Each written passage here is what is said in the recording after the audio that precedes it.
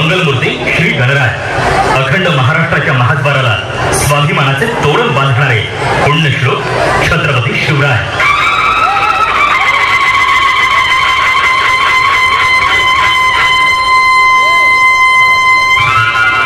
आणि त्यांच्यासोबत हिंदवी स्वराज्य स्थापनेच्या यज्ञकुंडात आपल्या प्राणाची आहुती देणाऱ्या ज्ञात अज्ञात मावळ्यांना आमच्या मंडळाचा मानाचा मुजरा.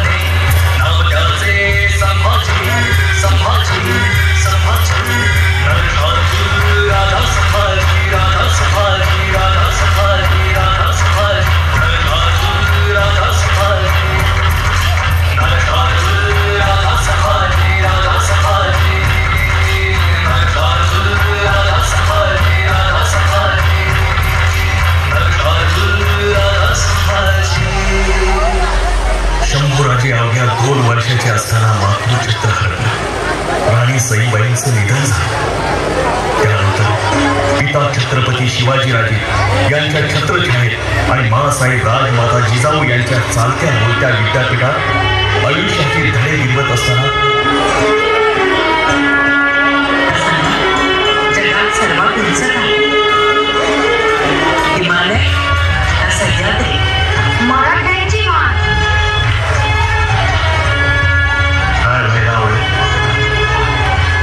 दगड झालो तर सह्याद्रीचा होईल, माती झालो तर स्वराज्यातली होईल, आणि तलवार झालो तर आई भवानीची होईल. काय करायला आवडेल? भगवान रक्तात भिजवायला आवडेल.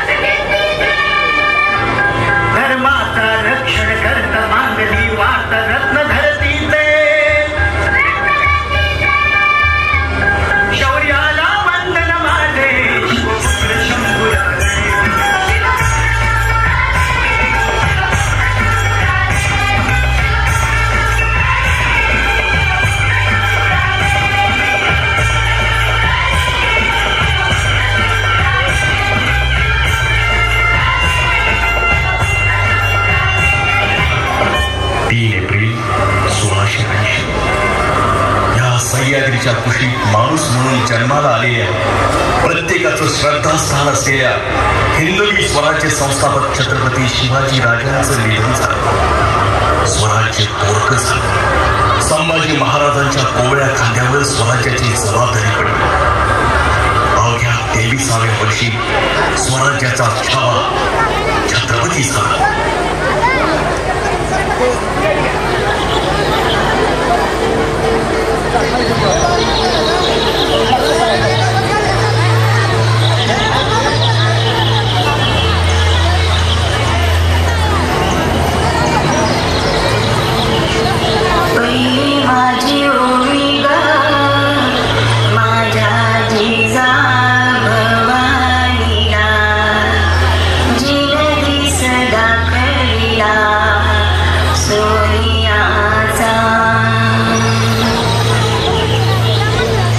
दुसरी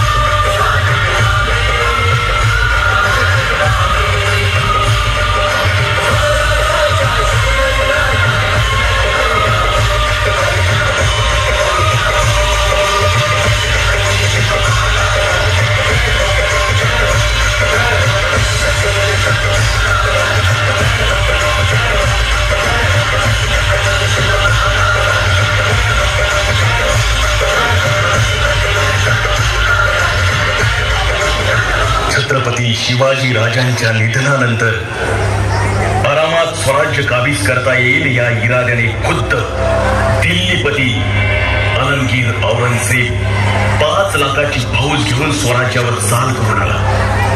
पण संभाजी राजांनी त्याला तब्बल 9 वर्ष झुंजवला.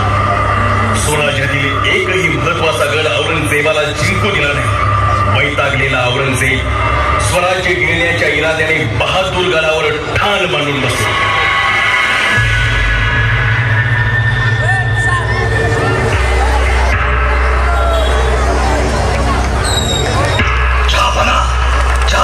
खुश खबर है जहापना.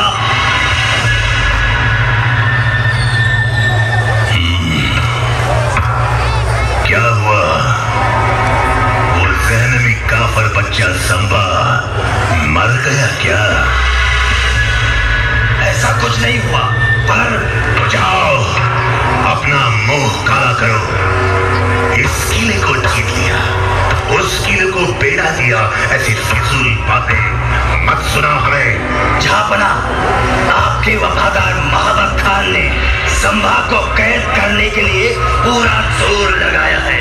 जल्द ही उस काफर बच्चे संभा को हराकर पूरा दक्कन निकल लेंगे हम. बेवकूफ, बेवकूफ हो तुम.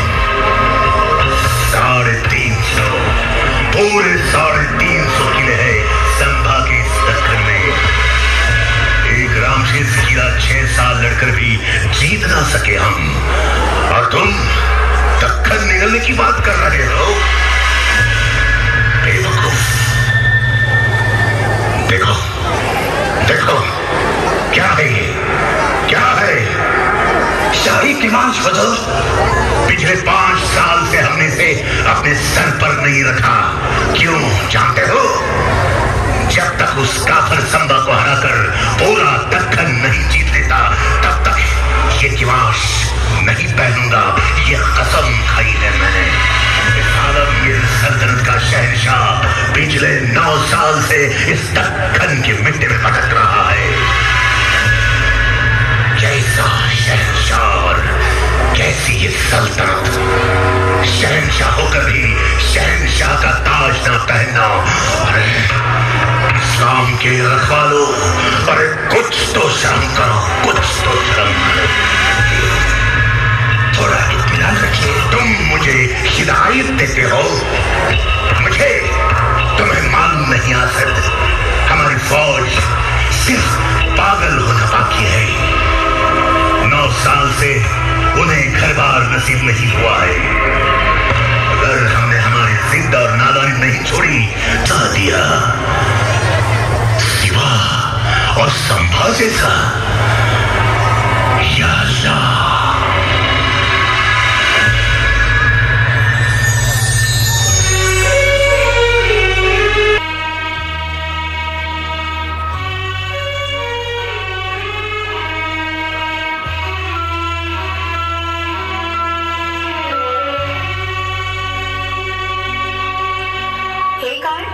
इतका मोठा विजय संपादन करून आला तरी आपला चेहरा मरून का? कसला विजय येसू? बाजारात छात्र्यां काढून हिंडणाऱ्या मुठभर रानडुकराला वेसण घातली म्हणजे आम्ही मोठे पराक्रमी वीर सिद्ध होतो का? असं का म्हणावं? स्वारींचं प्रत्येक पाऊल मोगली सल्तनतीच्या जिव्हारी नख लावतंय. वैरण वाळवंटात तहानेने तडफडणाऱ्या उंटासारखी अवस्था झाली आहे त्या औरंगजेबाची. अजून काय हवं? त्या औरंग्याचं श्राद्ध याच मातीत घातल्याशिवाय या जीवाला चैन पडणार नाही येसू. होई, ते सुद्धा होई. जिथे आदिलशाही, कुतुबशाही सारख्या बलाढ्य सल्तनती 6 महिने सुद्धा औरंगजेबाच्या वादळासमोर नाही टिकल्या, तिथे गेली 8 वर्ष आपण एकाकी झुंज देत आहात. या सह्याद्रीचा साधा टवकाही काढू दिला नाही त्याला. महाराज, ही करतूत लहान सहान का आहे? ही करतूत आमच्या एकट्याची नाही, आपलाही सहभाग तितकाच मोलाचा आहे राणीसाहेब. पण या सगळ्या घडामोडीमध्ये होणारी आपली फरफट, ती मात्र आमच्यासाठी वेदनादायी आहे. आमची फरफट? येसू, आम्ही जसे राजे आहोत तसे आपले पतीही आहोत. पण आमची कुठे काय तक्रार आहे? आपली काहीही तक्रार नाही, हीच आमची तक्रार आहे. का का आपल्याला वाटत नाही की आपला पती नेहमी आपल्या सोबत असावा? कवी मनाच्या या राजेश्वरानं कवितांची 4 फुलं आपल्याही पायावर व्हावीत. काहीतरीच या सर्वांहून अनमोल आपलं कर्तृत्व आहे आणि तीच आमची खरी सोबत. आपलं रुद्रतांडव करणारं रूप हे आमच्यासाठी सुखाचं कोंदण आहे महाराज. वा येसू वा. आबासाहेबांची सून शोभला. जिथं स्वतः तीर्थरूप महाराज साहेबांनी स्वराज्याची सूत्र आपल्या हाती दिली तिथं आम्ही आपल्याला शहाणपण काय शिकवावं. आमचे आबासाहेब नेहमी म्हणायचे, स्त्री म्हणजे मराठ्यांच्या देव्हाऱ्यातील देवता. पण ही देवता फक्त पूजा करण्यासाठी नाही. हातात भरलेल्या बांगड्यांची नजाकतीनं मिरवण्यापेक्षा त्याच तिच्या हातात विजेसारखी समशेर तळपावी. आपल्याकडूनही आम्हाला हेच अपेक्षित आहे. राजे होय येसू. आम्ही आज आपल्याला हे सांगतो आहोत कारण स्वराज्याच्या निर्णायक अस्तित्वाची ही वेळ आहे. चहूकडे वळवा पेटलाय. आज विजयाचं तोरण रायगडाच्या महाद्वारी बांधण्यासाठी आम्ही वापस आलो. कदाचित उद्या येणारही नाही. मात्र हे तोरण अबाधित राहिलं पाहिजे येसू. ती काळजी नसावी महाराज. आमच्या सौभाग्य इतकंच महाराष्ट्राचं सौभाग्यही आम्हाला तितकंच प्रिय आहे. आपण रक्त सांडलं तरी आमच्या भाळावर कुंकुम तिलक बनवून ते अजरामर राहील. ही गुढी बळकावू पाळणाऱ्यांची कबर याच मातीत खोदल्याशिवाय आमची तलवार म्यान होणार नाही. राणी साहेब हेच हवं होतं आम्हाला. अगदी हेच हवं होतं. हो हेच होणार. आपण आणि आबासाहेबांनी आमच्यावर टाकलेला विश्वास आम्ही नक्कीच सार्थ ठरवू.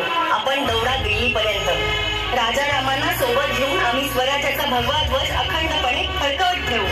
येसू, आम्ही विशाळगडावर दौड करतो. तिथला फितवा मोडून काढतो आणि संगमेश्वरामार्गे पुन्हा रायगडी पोहोचतो. जय भवानी. जय भवानी.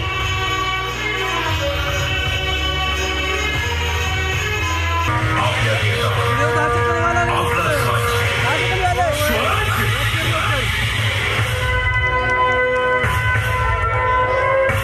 महाराजांची साथ.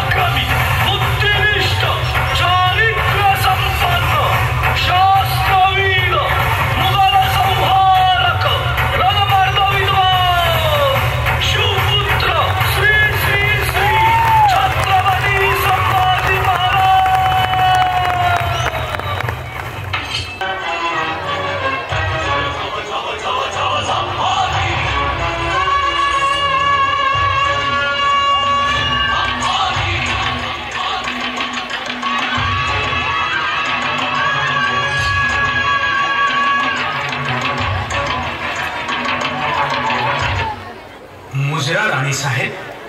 दादासाहेब आपण? यावं यावं, बसावं दादासाहेब. आणि हो, या घडीला आम्ही राणीसाहेब नाही तर आपली बहीण आहोत. हो, शेवटी आम्ही आपले सेवक आहोत आणि सेवकांना आपली पायरी ओळखून राहावं राणीसाहेब. बर ते जाऊ द्या. बाळ बाळंतीण कसे आहेत? उत्तम. म्हणजे आमच्या येण्याचं कारण आपण जाणलंच असेल. बारशाचं निमंत्रण ना? अगदी बरोबर हेरलं ताईसाहेबांनी. बारशाचं निमंत्रण घेऊन आलोय आम्ही.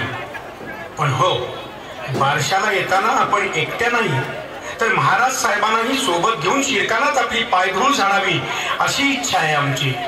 या घडीला महाराज साहेबांना घेऊन शिरकाना? स्वराज्याच्या सीमेवर दुश्मनांच्या फौजा ठाण मांडून असताना महाराज साहेबांना आम्ही शिरकाना देण्यासाठी भरीला घालावं हे योग्य वाटत नाही आम्हास. दुश्मन फौजांची चिंता नसावी ताईसाहेब. सीमेवरच्या मोगल फौजा रोखून धरल्यात आम्ही वतनदारांनी.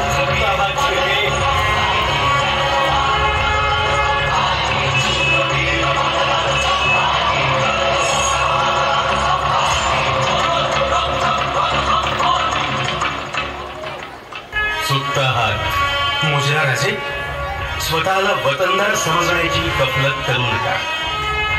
या हिंदवी स्वराज्यात आजपर्यंत आबासाहेब वा आम्ही देखील अद्याप तरी कोणत्याही सरदारांना वतन दिली नाहीत. आणि हो, आपणास वाटत असेल की आम्हास ठाऊक नाही, पण आम्ही पक्की जाणतो की स्वराज्याच्या सीमेवर मोघल फौजा रोखून धरणारे स्वराज्याचे शिलेदार वेगळेच आहेत.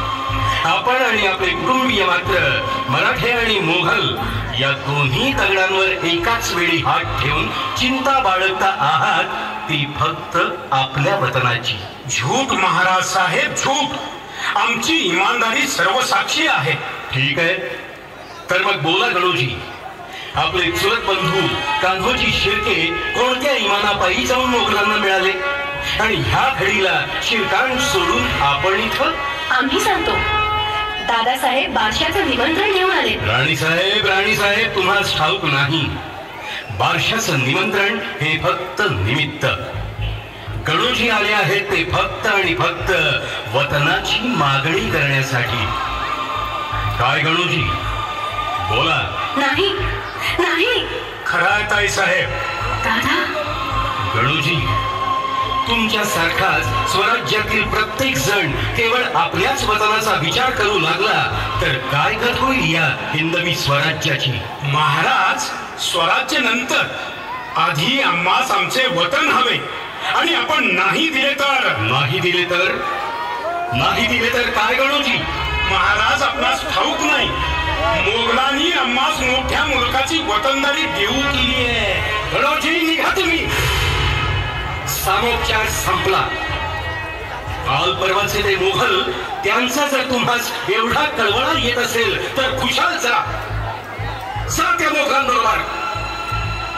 तुम्हा शिर्क्यांना अद्दल घडवण्याची ताकद आहे आमच्या मनगटात. काहीही झालं तरी तुम्हाला स्वतंत्र देऊन या स्वराज्यातील गोरगरीब जनतेवर अन्याय होऊ देणार नाही आम्ही. चलते बा.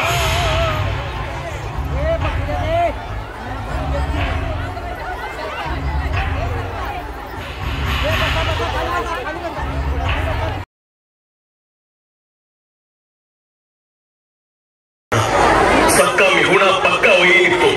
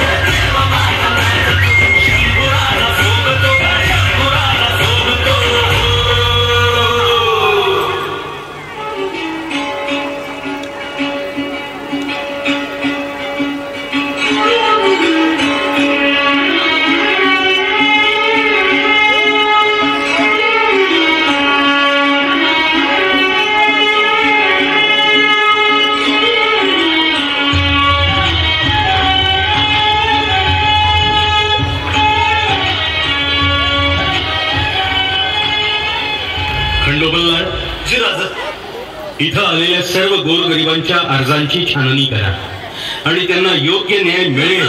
राजा राजा घात झाला. राजा मालूजी काय झालं? काय गडबड? राजा वैरी घाट ओलांडून संगमेश्वरावर चालू देते. अहो 600-700 स्वारांचा तांडा आहे.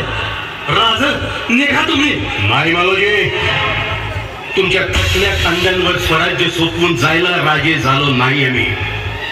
मरू इथंच, झुंजूही इथंच, पण रण सोडून पळणार नाही.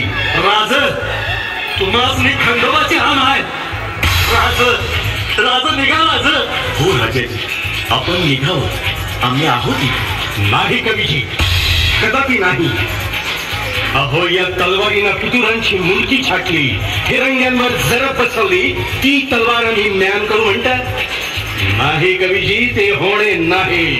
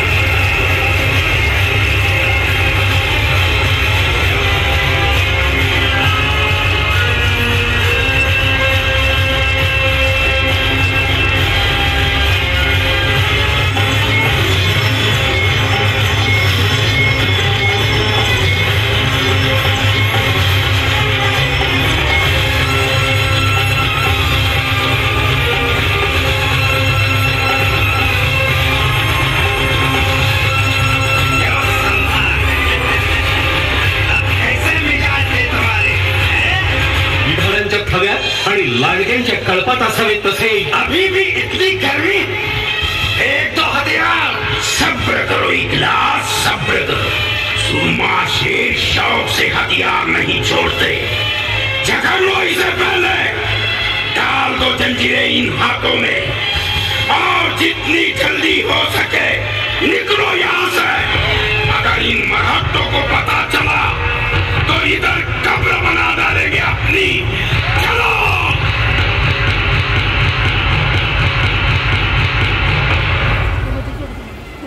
संभाजीराजे कैद झाले.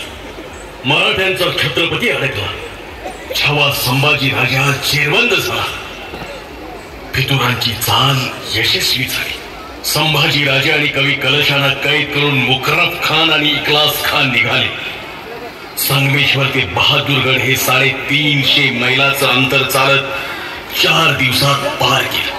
कुत्र माग लागल्यासारखे मुकरब आणि इखलास पळत होते. पण दुर्दैव मराठ्यांचं किल्ल्याच्या तटा शेजारून राजांना नेलं जात होतं, पण तटावरच्या धारकऱ्यालाही माहित नव्हतं. गावाच्या वेशीवरून त्यांना नेलं जात होतं, पण गावातल्या वारकऱ्याला आणि गावकऱ्यालाही माहित नव्हतं की आपला राजा कैद झालाय. सर्वांना कळेपर्यंत संभाजी महाराजांना बहादूरगडावर नेण्यात आलं.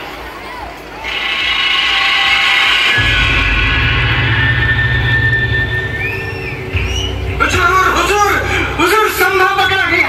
मरहट्टा संभा भोसला पकड़ा गया.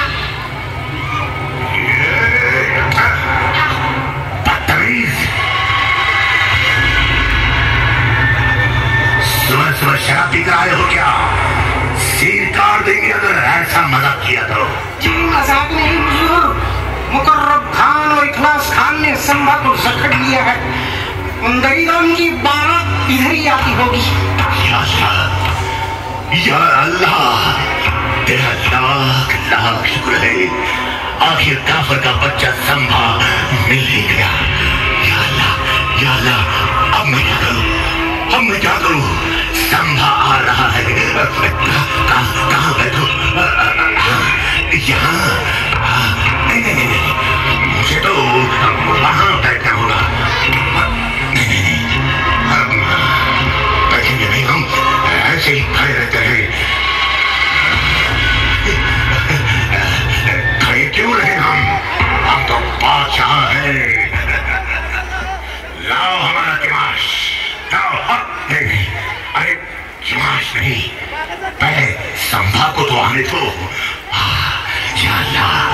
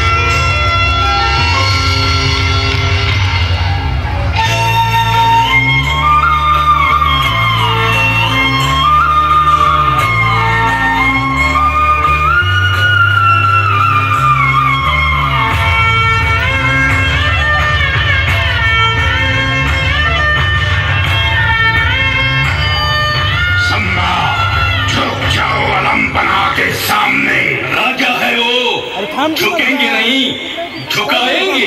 खामोश. सोडून देऊ. चुप. एकदम चुप. करून देणार तू. याद रख. करून देणार तू. कैद में है तू. अल्लाह ताला के दरबार में चुप रहो. सबूर. असद. सबूर.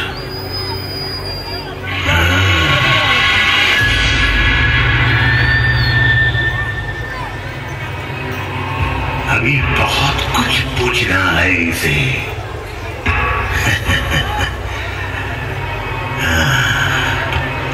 9 बरस का था तब ये मिला था हमें आगरा में, और हमने इसे पूछा भी था, क्यों रे संभा, क्या नहीं लगता हमारा? तब इसने जवाब दिया था, हमें किसी से डर नहीं लगता, बल्कि हमारी वजह से सबको डर लगता है. पहिलं तुझं 23 मिनिटात झाले का नाही, तेवढंच झालंय. तुझ्या कॅमेऱ्यात स्पेस नाही आहे. यानं स्पेस रिकामी केली तोवर, मी करतो तोवर यानं स्पेस रिकामी केल्या. आता इथे तर 8 मिनिटं शिल्लक राहिले बघ शेवट. अल्लाह की मेहरबानी, आज कैद में है तू हमारे. कवी जी. जी राजन. काही काव्य सुचतंय का हे दृश्य पाहून? होय राजन, का नाही, ऐका. राजन तुम हो सांझे खूब लड़े हो जंग. वाह. राजन तुम हो सांझे खूब लड़े हो जंग, देख तुम्हारा तेज तखत त्यजो रंग, तखत त्यजो रंग. बहुत खूप कवीजी. आम्हास पाहून हा औरंगजेब तख्त त्याजून गुडघे टेकून बसलाय. आणखी काय हवं? संभा, काफिर के बच्चे याद रख, हमारी कैद में है तू. औरंगजेब, अरे वाघ जरी जंगलात असला तरी आणि पिंजऱ्यात असला तरी वाघच असतो. अरे दगाबाजी करून पकडलेस तू आम्हास, पण विसरू नको, तू आमच्या मातीत उभा आहेस. इथंच तुझी माती करू. बंदी होकर भी इतनी गर्मी. हो आहे गर्मी. तुझी कबर खोदल्याशिवाय ती थंडी नाही व्हायची. अरे आम्ही मराठ्यांचे छत्रपती आहोत, तुझे नादान शहजादे नाही. खामोश. ऊंची आवाज हमें बिल्कुल पसंद नहीं है, और इस वक्त आलमगीर औरंगजेब के सामने खड़े हो तुम. औरंगजेब विसरलास काय? तुझ्याच दरबारात आवाज चढवून बोलणाऱ्या वाघाचे बछडे आहोत आम्ही. मुकरब खां, क्या है ये? बंदी ये है क्या हम? इतनी मिजाज. या अल्लाह, क्या खिलाते हैं ये मरहटे अपने बच्चों को? क्यों नहीं पैदा हुआ ऐसा एक भी शख्स हमारे जनाने में? अरे कसा जन्मेल तुझ्या पोटी संभाजी? तख्तासाठी स्वतःच्या बापाला विष देणारा तू. संभा, स्वतःच्या भावाची खुलेआम कत्ल करणारा तू. कसा जन्मेल तुझ्या पोटी संभाजी? अरे हा संभाजी जन्मेल फक्त आणि फक्त शिवछत्रपतींच्या कुशीतच. वाघाची बछडी वाघाच्या पोटीच जन्म घेतात, तुझ्यासारख्या बोकडाच्या नाही. काफिर, मुंह बंद रख अपना और बता हमें बुरहानपुर की लूट का छुपाया हुआ शाही खजाना कहाँ है? पता हमें हमारे कौन से सरदार शामिल हो गए तुझसे? सच सच बता संभा, सच सच बता. बड़ी जागीर देगी तुझे, जान बख्श देंगे हम तेरी. औरंगजेब, रक्तासाठी रक्तावर लटणारी औलाद नाही आमची. संभा, तुझे तेरी जान प्यारी है या नहीं? अरे पिंजऱ्यात कोंडलेल्या वाघासमोर कुत्रीही गुरगुरायला लागतात. हे साखर धंदा सोड, मग कळेल तुला कोणाचा जीव जोखीमीवर आहे.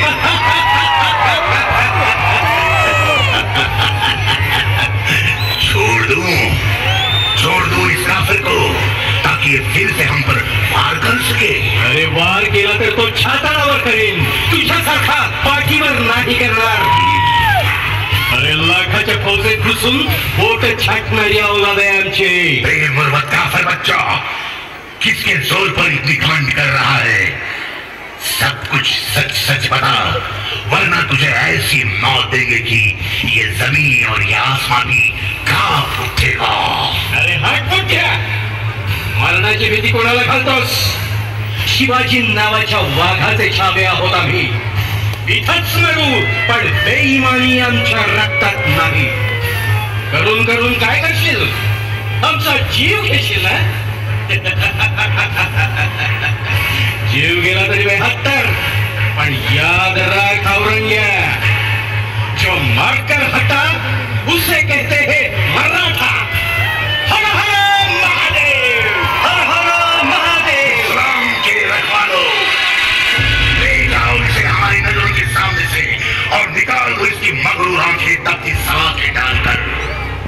इसकी आंखें हमें चाहती है.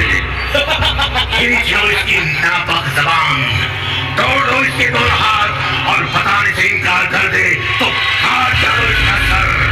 और हाँ, हर सजा का अमल पहले इस शायर पर करो.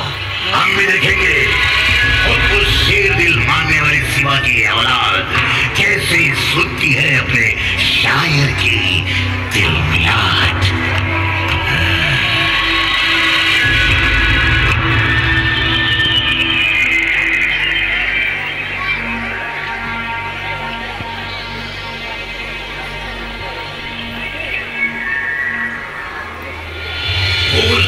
बोल, बेवजह अपनी जान गवा बैठेगा तू.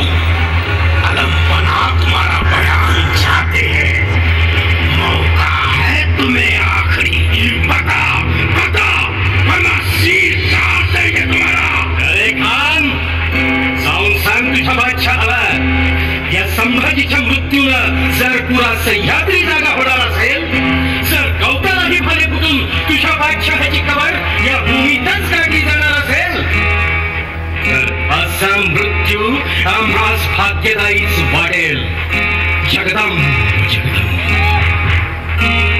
निकाल दो इन काफिरों की आंखें तपती सलाखों से और हाँ, जाओ बना के हुक्म की तामील करो. सजा का पहला अमल इस शायर पर करो, इस शायर पर.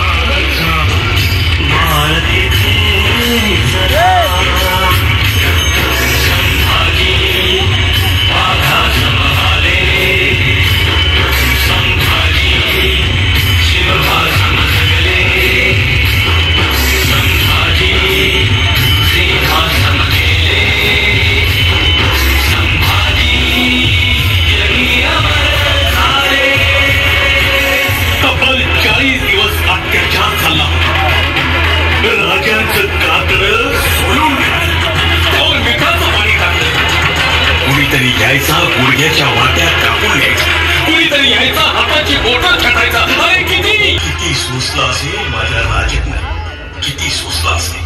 आपण शिवछत्रपतींचे पुत्र आहोत या अस्मितेसाठी, स्वराज्यासाठी, राष्ट्रधर्मासाठी सहन केलं. अखेर तो औरंगजेबी म्हणत राहिला, या अल्लाह, किस मिट्टी से बना था ये. हमने आंखें निकाल दी उसकी, लेकिन उसकी आंखें झुकी नहीं हमारे सामने. हमने जबान काट दी उसकी, लेकिन उसने मांगे नहीं अपनी जबान से रहम के 2 लफ्ज. हमने हाथ काट दिए उसके, लेकिन उसने नहीं फैलाए हाथ हमारे सामने. हमने पांव काट दिए उसके, लेकिन उसने नहीं टेके घुटने हमारे सामने. हमने गर्दन काट दी उसकी, लेकिन उसकी गर्दन झुकी नहीं हमारे सामने. सचमुच छावा था छावा, शेर सिवा का छावा. या अल्लाह, ऐ परवरदिगार, तेरे जन्नत के दरवाजे खोल दे. इस मिट्टी के लिए कुर्बान होने वाला एक नेक बंदा तेरे पास आ रहा है. आमीन, आमीन, आमीन.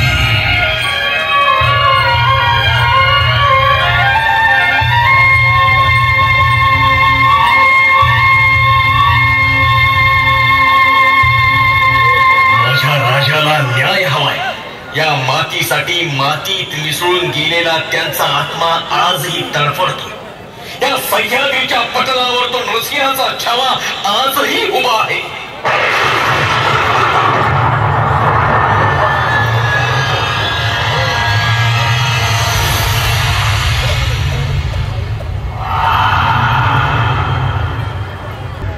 हा शिवपुत्र संभाजी या सह्याद्रीच्या पटलावर पुन्हा पुन्हा जन्म घेईल.